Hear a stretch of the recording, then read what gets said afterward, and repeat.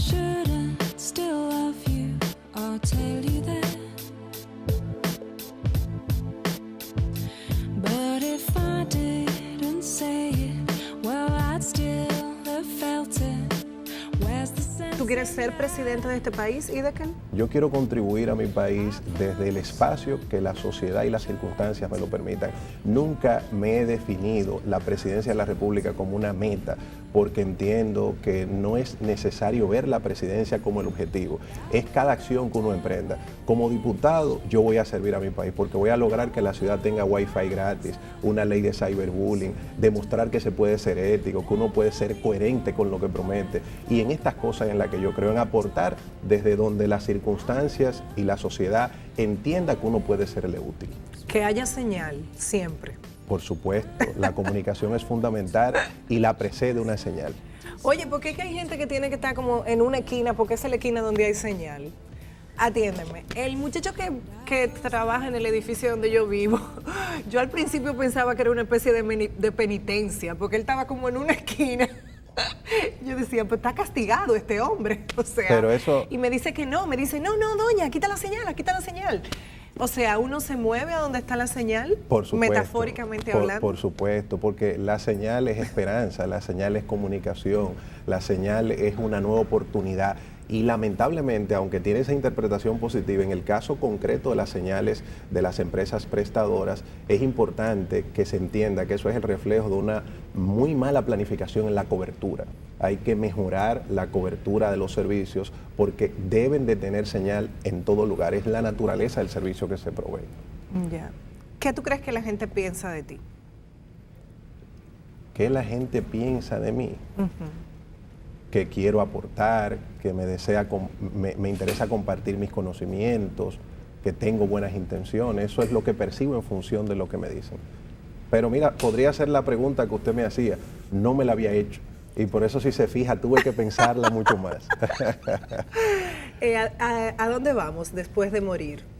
Yo entiendo que la vida es energía y después de la muerte uno pasa a formar parte del todo, de la materia, del universo, no en el mismo estadio en el que hoy nos encontramos.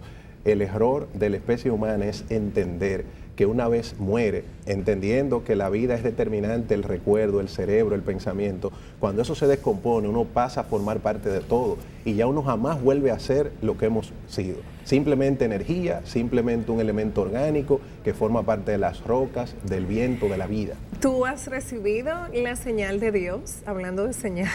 Permanentemente. Sí. Por supuesto. El hecho de que estemos en salud, de que estemos vivos, en muchas cosas de mi vida cotidiana, siento la presencia de ese ser superior, de ese ser divino que impacta nuestras vidas. ¿Estamos preparados para durar con una misma persona 50 años, 60 años, con una misma pareja? Yo entiendo que la naturaleza del ser humano es la poligamia, no la monogamia. Okay. Esto significa que en esencia el ser humano tiende al cambio, a la aventura, a la exploración y que hay normas sociales que se le imponen. Desde la convivencia hasta la sexualidad. Okay. Hay normas sociales que imponen esa vida en pareja, esos conceptos de matrimonio que son positivos, que contribuyen a un control social. Pero la naturaleza humana impone otra cosa. Y lo demuestran las estadísticas, que explica la incidencia tan alta de infidelidad, la incidencia tan alta de divorcios. Es un reflejo sociológico de la humanidad. ¿Y en tu caso personal, qué tú piensas? Entiendo que el matrimonio es una acción que enfoca nuestras vidas. En mi caso particular me ha sido muy positivo, me ha ayudado a tener una vida en armonía, a poder tener inspiración tanto en mi esposa como en mis hijos y creo que es un paso fundamental en la vida de cualquier ser humano porque le da un complemento a esa vida cotidiana.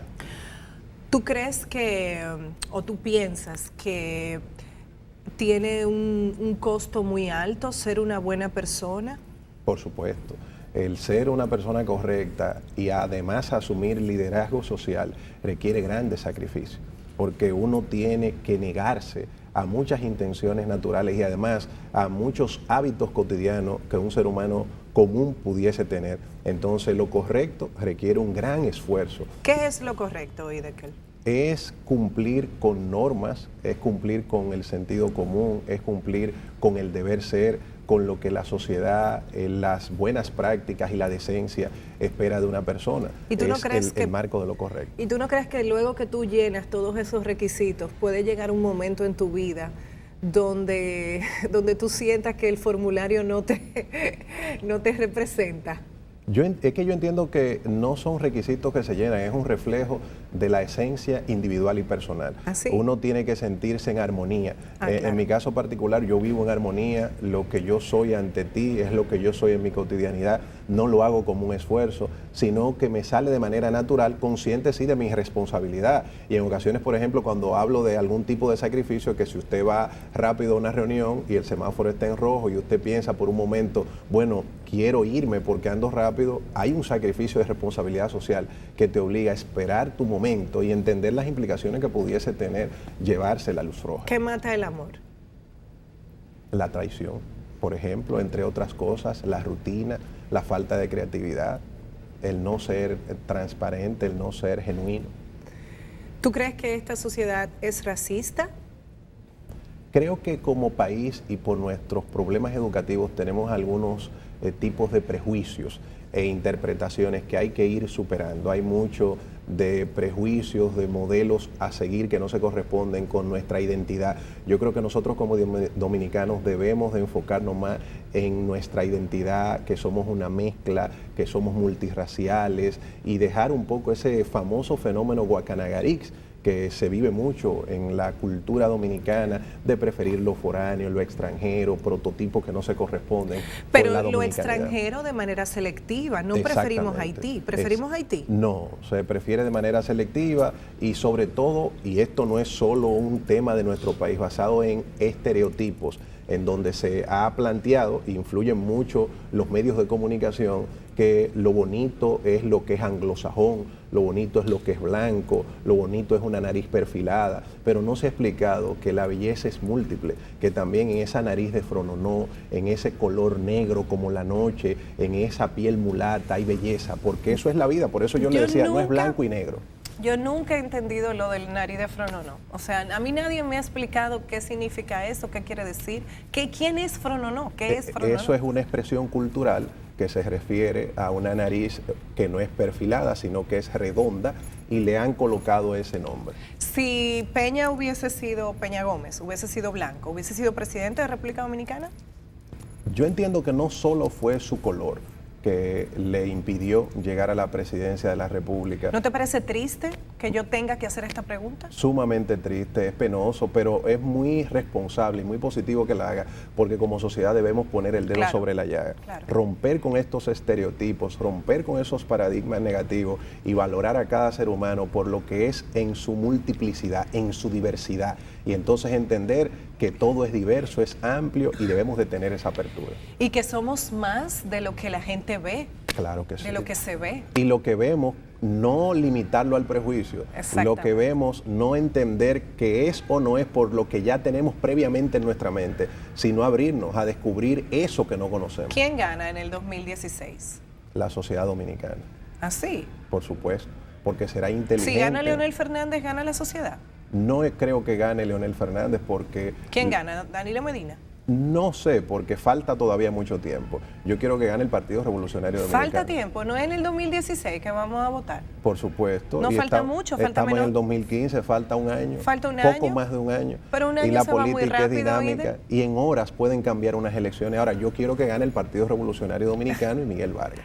¿Por qué nosotros no evolucionamos como evoluciona la ciencia? ¿Por qué seguimos siendo tan primitivos paralelamente a una tecnología, a una ciencia que ha venido casi a sustituir a Dios? Porque la gente cuestiona las iglesias, cuestiona las religiones, y sin embargo es muy difícil cuestionar la tecnología y la ciencia porque está fundamentada en hechos que están ahí, tangibles, o sea, desde una medicina que cura algo hasta un aparato inteligente. Entonces, ¿por qué somos tan primitivos? y hay todavía mucho que hacer en este sentido, pero hemos avanzado y uno lo ve. En el caso dominicano es un país en vía de desarrollo, en donde hay todavía un esfuerzo muy fuerte que hay que hacer en el tema educativo, en el tema de conciencia ciudadana, pero hay avances. Yo no soy de lo que ve el vaso medio vacío, yo lo veo medio lleno y lo veo con una perspectiva de optimismo y de que podemos construir siempre un mundo y una sociedad mejor. ¿El futuro es blanco o negro entonces? El futuro es trilce, es gris, es combinado, es una ecuación multivariable, no es lineal. La vida no es lineal, nada es lineal. Siempre hay una composición de elementos. Y yo creo que esa visión de blanco y negro no es positiva, porque tú juzgas, o es el yin o es el yang, o es 0 o es 1. No, a veces es una combinación de elementos, es una comunicación compuesta. Y así es que yo veo la vida, en esa conjugación de elementos, porque es más rica, es más equilibrada y se parece más también a la realidad. ¿El tamaño importa? En algunas circunstancias. ¿Por qué darías la vida? Por mis hijos, por mi sociedad, por las cosas en las que yo creo, por las cosas que yo amo. ¿Cuáles son las preguntas que no te haces porque le tienes miedo a la respuesta?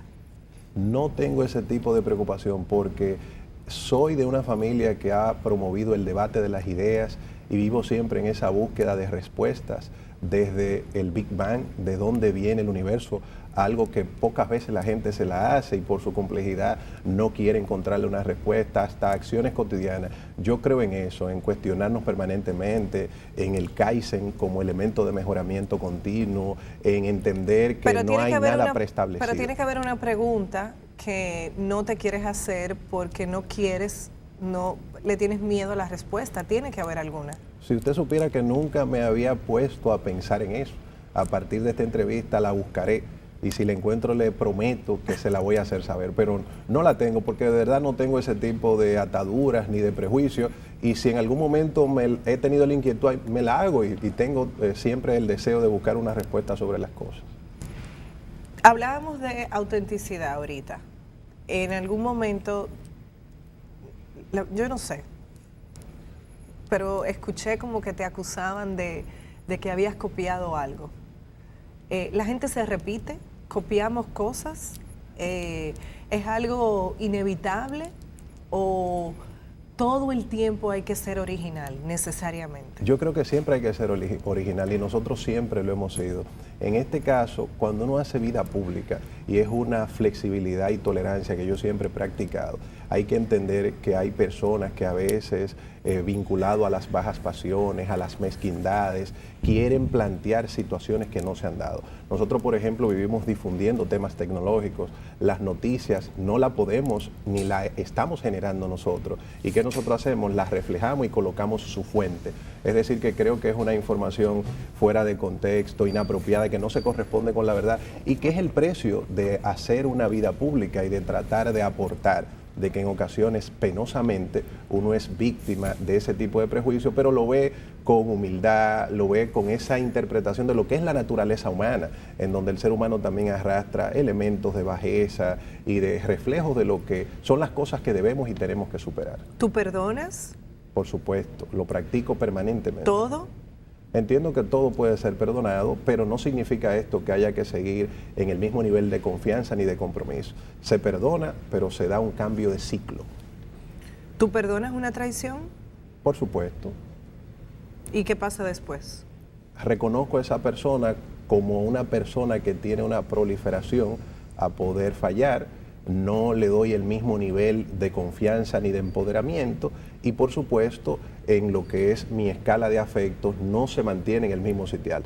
Perdono porque entiendo lo que hace, pero no puedo mantener el mismo nivel de confianza porque ya hay un precedente negativo. Entonces, ¿no das segundas oportunidades? Sí, pero no bajo las mismas condiciones.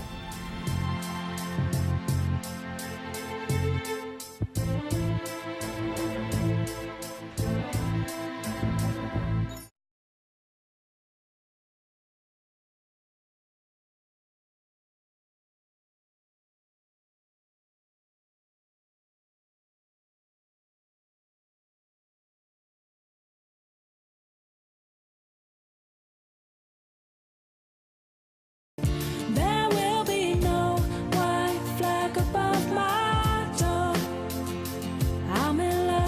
si te hubiese tocado entregar a Jesús como Judas, si te hubiese tocado ser Judas, ¿cómo lo hubieras hecho?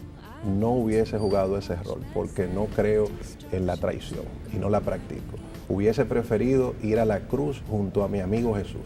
¿Tú eres fiel Por supuesto, todo el tiempo? claro. ¿De pensamiento, obra y palabra? Si le digo que es de pensamiento, le miento, porque las conexiones neuronales en ocasiones nos hacen pensar cosas que no estamos dispuestos a materializar, pero de acción sí. Explícame eso, lo neuronal. ¿Cómo se controla el pensamiento? Es difícil de controlar, incluso en lecturas que he hecho al respecto, porque me fascina el cerebro siendo una parte del cuerpo tan extraordinaria. A mí también. En muchos momentos el pensamiento precede tu intención. Y cuando tú vienes a tener la intención de algo, ya el pensamiento está dado. Entonces es muy difícil de controlar, se podría decir que uno no lo controla. Lo que sí uno puede controlar es la acción, es el impulso. Hay un gran estudioso de estos temas vinculados, que es el profesor Daniel Goldman, sobre la inteligencia emocional, y está muy vinculado a esto. A veces uno tiene un impulso y lo que hay es que reprimir el impulso. Hay en ocasiones impulsos que son extraordinarios y hay que darle una rienda suelta, calculada y controlada, porque todo en la vida es a propósito de las circunstancias en las que uno se encuentra y de lo que se trata. ¿Y cómo tú puedes medir el riesgo de un impulso? O entendiendo las Si es cosas. un impulso y es una cosa completamente natural, Lo ¿cómo que- tú mides el riesgo? Lo que pasa es que inicia con un pensamiento y como ya uno tiene referencia vivida, uno sabe que si materializa ese pensamiento, entonces tiene la posibilidad de analizar la consecuencia de esos actos. Ah, la experiencia sirve de algo. Sí, y las referencias. A veces uno no tiene la experiencia vivida, pero ha escuchado hablar, hace buenas lecturas y ya hay todo un referente que debe de ser tomado en cuenta para uno estar midiendo siempre las consecuencias de las acciones. Decía, en conversaciones sobre el futuro, decía Fernando Trueba que alguien decía, la experiencia solo sirve para saber que no sirve, que a la hora que la necesitamos no sirve para nada. Pero para mí... Porque tú puedes saber algo y entender el riesgo y la consecuencia y aún así hacerlo. Sí, eso en ocasiones pasa. Eso siempre va a depender de qué sea y también depende mucho de la inteligencia emocional. Por eso le planteé el concepto. No necesariamente todos sabemos controlar nuestros impulsos y nuestras emociones. Y eso tiene que ver mucho con el éxito en la vida. Uno Sí. no puede ser impulsivo desbordado. Uno tiene que tener comedimiento. Hay cosas que en un momento se deben de controlar, que tal vez en otro momento se pueden materializar. Y esa capacidad de raciocinio es lo que nos hace una especie animal racional. ¿Hipólito es impulsivo? Tiene características de un líder emocional impulsivo. ¿Peña Gómez era impulsivo? Tenía también características de un líder emocional, con características en ocasiones impulsivas, pero mucho más comedido y también ¿Qué necesita República Dominicana? necesita un cambio profundo en su liderazgo. ¿Cómo debe ser el líder del futuro? Debe de parecerse a la gente, ser comprometido, tener valores éticos. Pero la gente es impulsiva. Sí, pero debe de tener valores éticos, compromiso con sus acciones, porque tiene que tener características de la gente para entenderla, pero la responsabilidad para también aplicar esa inteligencia emocional de la que hablamos. Y yo creo que un elemento fundamental en esto es que la gente entienda que tiene que participar, que para generar el cambio hay que construirlo desde adentro, que debemos de ser más lo que participemos y menos lo que estemos en la crítica señalando, porque es muy bueno estar en la grada diciéndole a un pelotero, ya que el béisbol es un deporte nacional, ¿y por qué no da un cuadrangular? ¿Y por qué no levanta el bate? ¿Y por qué usted no coge el bate? I will go down with this ship. And I won't Siguiente caso, el Estado contra... Felicidades, buen trabajo. Gracias. Sí. ¡Bravo, Kevin! ¡Bravo! Pamela, luces adorable. ¿Y bien, Philip? ¿Satisfecho? Siempre, Jan. Kevin, ¿qué puedo decir? Sorprendente. Imagínalo. Un sujeto como Moyes, que vive en una posilga subterránea y todo el tiempo anda por ahí con 15 millones de dólares en una cuenta bancaria. ¿Bromeas? ¿Y con qué crees que nos paga? ¿Con sangre de cabra? Hey, Tarzán, te estamos cobrando a $400 la hora, amigo mío. Y no creo que vayas a tener mucho trabajo de oficio en tu futuro inmediato. Creí que habías venido para asegurarte de que no lo arruinara. Tal vez lo hice. No seas demasiado engreído, muchacho, sin importar lo bueno que seas. Y nunca dejes que te vean llegar. Eso lo arruina, amigo mío. Debes mantenerte siempre pequeño. Inocuo. Ser siempre el pequeño. Debes ser el tonto, el leproso, el vago desempleado. Mírame a mí. Subestimado desde el principio. Nunca pensarías que soy un amo del universo, ¿verdad? Esa es tu única debilidad, según veo, Kevin. ¿Cuál es? La mirada. Esa mirada de Casanova del Sur. Disculpe, señora, olvidé mis botas bajo su cama. Jamás tuve un jurado sin mujeres. Sí, pero ¿sabes lo que te falta? Te falta lo que yo tengo. Hay una bellísima chica. Lo hacemos de 40 formas distintas desde el domingo. Terminamos y ella camina al baño. Bueno, intenta caminar. Voltea. Me mira. ¿Y soy yo? No estuvo con todo el ejército troyano, solo con este pequeño. Tenía una mirada en su rostro de... ¡Diablos! ¿Cómo le hizo? Tengo la mano bajo la falda de la Mona Lisa. Soy una sorpresa, Kevin. Nunca me ven llegar. Y eso es lo que te falta. ¿Dónde está el pollo? ¿Qué? Atse kaiteko. Kaise kayo, kayo. Kayo, set kayo. Kaya gota. 哦，你個界啊，你行過啊？行開 Vaya, goto, goto. 係啊， Aquí hay un pollo. Juega al tic-tac-toe, nunca pierde. Es famoso. Ngoy Hansha. Nunca pierde, como tú. tic-tac-toe。 Vamos, te mostraré la forma más rápida de viajar. Conoce el subterráneo, Kevin. Úsalo. Quédate en las trincheras. Solo así viajo yo. ¿Y de dónde viene tu nombre? Mi nombre es bíblico, el río Tigris en hebreo es Hidekel. Y ese es un nombre bíblico, en la Biblia es uno de los cauces que bañan las aguas del Edén. ¡Wow! Sí, un así cauce. Claro que sí, tiene incluso un significado de fluidez, de transparencia en el argot hebreo y bíblico. Y de ahí viene mi nombre. No sé porque mis padres no necesariamente son tan asiduos religiosos, eran más de formación de izquierda y maestros, pero sí, mi nombre tiene ese origen bíblico y además muy poco común. Totalmente, Sí. totalmente. Mira, y entonces ese cauce en medio del ojo del huracán político de este país, ¿cómo va a mantener su fluidez? Es un desafío porque Sí. el ejercicio de la política de entrada ya estigmatiza. Quien te ve en el accionar político ya te juzga, se tiende a generalizar, pero entiendo que es un esfuerzo necesario para el futuro de nuestro país. La sociedad dominicana tiene y debe de entender que el ejercicio de la política es lo que define nuestro futuro. De esos políticos luego surgen los ministros, los secretarios, los diputados, los senadores, directores generales, presidente de la República, y esos son los que trazan la pauta de un país. Pero No ¿por qué podemos tú estar quieres- al margen de esto, ¿Por qué tú quieres estar en política? porque entiendo que los aportes se crean desde adentro.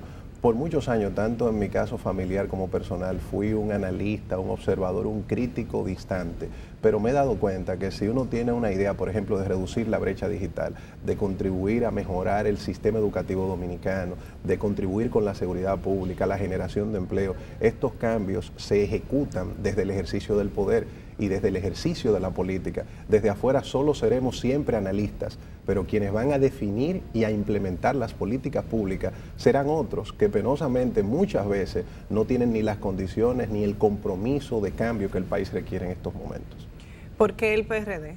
Porque es un partido que se parece a mi naturaleza, a mi origen de pueblo, a mi origen de democracia, a mi origen de libertad, a mi origen vinculado a lo más esencial del pueblo dominicano. Eso es el Partido Revolucionario Dominicano, el partido más grande que más aporte ha hecho a la democracia, a la libertad de nuestro país, y hemos decidido hacer una carrera en un partido con estas características y con una historia tan gloriosa en favor de nuestro país. Sabemos que está en su peor momento, que está en un momento desafiante, pero como joven entiendo que el PRD es más futuro que presente y que pasado, y a ese futuro es que nosotros estamos apelando. ¿Por qué está en su peor momento? Porque hay una realidad de división que no podemos olvidar, hay una necesidad de reencontrarse con su ideología. Es un partido que luchó por la democracia y la libertad en una época donde ya la democracia y la libertad, aunque es perfectible, ya se conquistó. Entonces el PRD necesita reencarnar los anhelos del pueblo dominicano para poder tener la oportunidad de que el país pueda tener una gestión de gobierno a tono con esta época. Y en ese proceso de transición y de cambio es que se encuentra el PRD y por eso se encuentra en una crisis que es evidente. Yo me he comprometido en mi ejercicio público y político a ser transparente y sincero y no podría estar ante ti diciéndote una cosa que no es la que todos estamos evidentemente viviendo. ¿Y tú crees que Miguel Vargas Maldonado es un líder verdaderamente? Por supuesto, es un líder porque los hechos así lo han demostrado. Ha sido una persona que por muchos años ha hecho grandes aportes a esta organización, ha tenido por muchos años incluso resultados electorales concretos y ahora se encuentra en un gran desafío, en el desafío de reunificar a esa familia PRDista, en el desafío de poder transmitir adecuadamente lo que mucha gente puede interpretar de diversos momentos que ha vivido el PRD. Lógicamente hay muchos estilos de liderazgo y él tiene unas características muy propias en su estilo de liderazgo, que es un gerente, que es una visión de liderazgo basado en disciplina, en enfoque y una serie de prácticas que no necesariamente han sido las que han primado durante muchos años en el Partido Revolucionario Dominicano. ¿Cuál es la diferencia entre Miguel y Hipólito? Yo entiendo que en el caso del presidente Mejía es un líder carismático, con un contacto muy llano y directo con la gente, muy espontáneo. Esa espontaneidad es una fortaleza que a la vez se convierte en debilidad, porque también en ocasiones no necesariamente se sopesa lo que se plantea y eso puede tener implicaciones. En el caso de Miguel Vargas, muy reservado, muy formal, muy prudente, y eso también es una fortaleza y una debilidad, porque ese exceso de prudencia en ocasiones se puede interpretar como una no acción. Entiendo que cada uno tiene, como todo en la vida y como todos, sus luces y sombras, y más que uno preferir o afectar a uno sobre el otro, entender que el trabajo colectivo, el trabajo de equipo es el único que da éxito. Bien lo dijo Cayo Julio César, divide y vencerás. Entonces la división nunca es positiva ni en una familia, ni en una empresa y mucho menos en una organización política.